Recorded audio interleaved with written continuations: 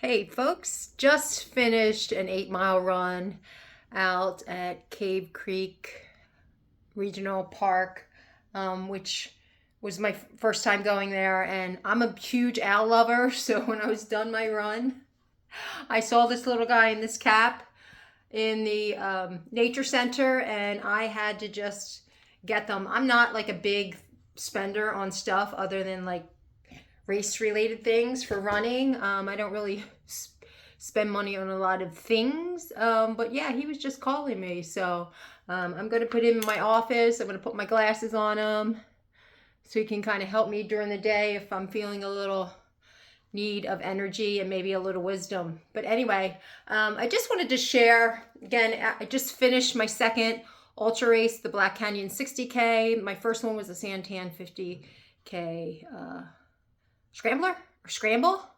And one thing I noticed today in particular was I only I used to do half marathons and only a little over a dozen before, so I'm still kind of new to the space. But in terms of roads and trails, there's a lot more traffic and different things that come into play. So I'm noticing that my time is impacted not only on my performance, but also by other variables that are outside of my control. So today, my first time visiting this location, I had no idea there would be so many horses and people out there.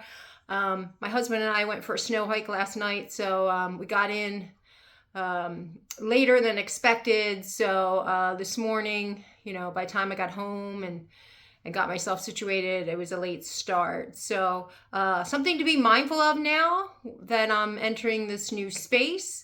Prior to October, I had only run on roads, and I was pretty consistent in terms of my time. I started running when I was 44, when I was Washington, D.C., and I'm not by far fast at all. At the time, I was averaging like 11 minutes, maybe 10:30 if I was lucky.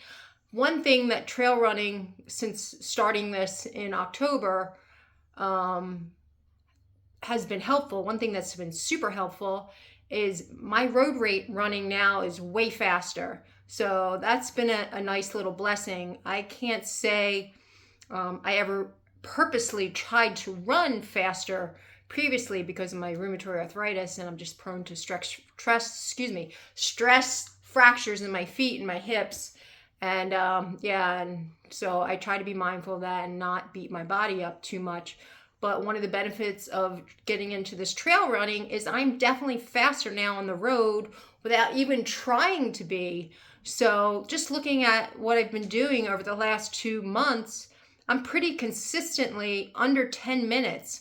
I'm hovering now around a 9 minute and 40-second mile. That seems to be my thing now, and on when I'm running on the flat roads.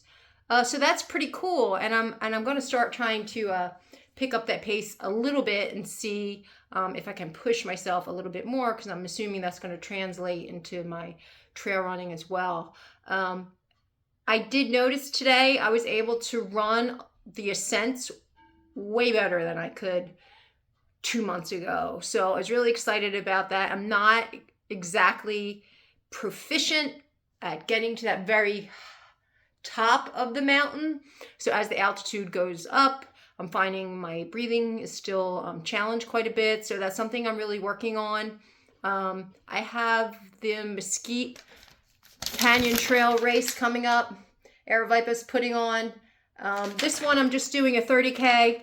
I'm going to get over to this track, I'm thinking probably this weekend, and give it a go and see what it's like. I chose this one because I have some family coming in, and I honestly didn't want them sitting around 7, 8, 9 hours waiting for me to finish, another 60K or something like that. So I'm going to use this as another learning opportunity to see how I'm doing at pushing myself. Today, I was kind of disappointed. It was really hard because there were so many people and horses all throughout the trail, and I really did want to try to push myself, and there were times where I literally had to stop, reroute myself down into the unpaved areas to cross the horses. One of the guides even told me, he's like, if you want to go down there and come up and around, because he had, I don't know, there was at least 10 horses.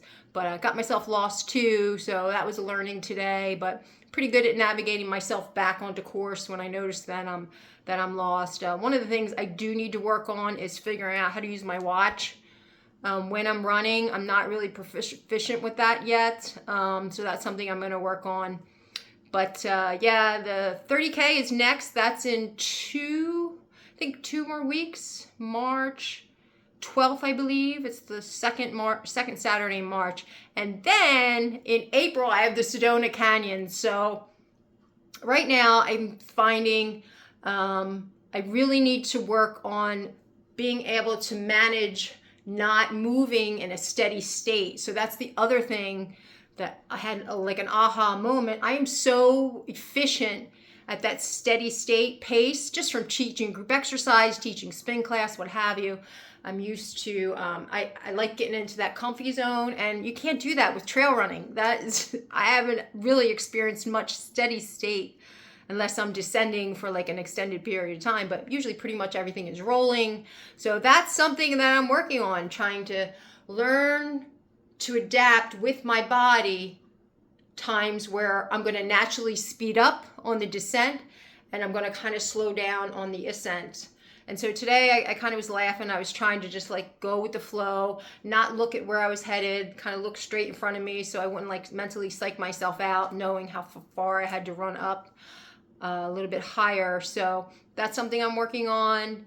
And yeah, just being mindful of the fact that it's really hard to figure out what your timing is going to be, not only based upon the terrain and how technical it might be, but little things like going the wrong way, like happened today. I went at least a half mile out of my way and had to turn around and navigate my way back, and I tried to take a shortcut so I could go find the trail again. So that took a good extra 20 minutes or so, I'm thinking, approximately. And then people and other creatures of nature on the trail, that's going to impact my time. So also quite a few mountain bikers. It was funny, there was one gentleman, I was coming up and I saw him at the top and I'm like, okay, I'm going to go until I see him, and then I don't see him. So I'm like, oh crap, like, where is he? So then I finally get to the top, he gives me a high five. He's like, I could have been nice, and come barreling down, so you would have had to stop. He's like, but I figured you wanted to get that extra work in. So I thanked him for that. I thought that was pretty funny. He's like, I could have been a gentleman, kept going so you could take a rest break. But you decided just to let me challenge myself. So anyway, I thought that was kind of funny. But anyway, that's what I'm really noticing. Like, I have to get comfortable not working in a steady state zone and letting my body learn how to speed up and slow down. And I've tried it on the treadmill. It's just not the same as when you're outside, because some of those turns and descents are so quick.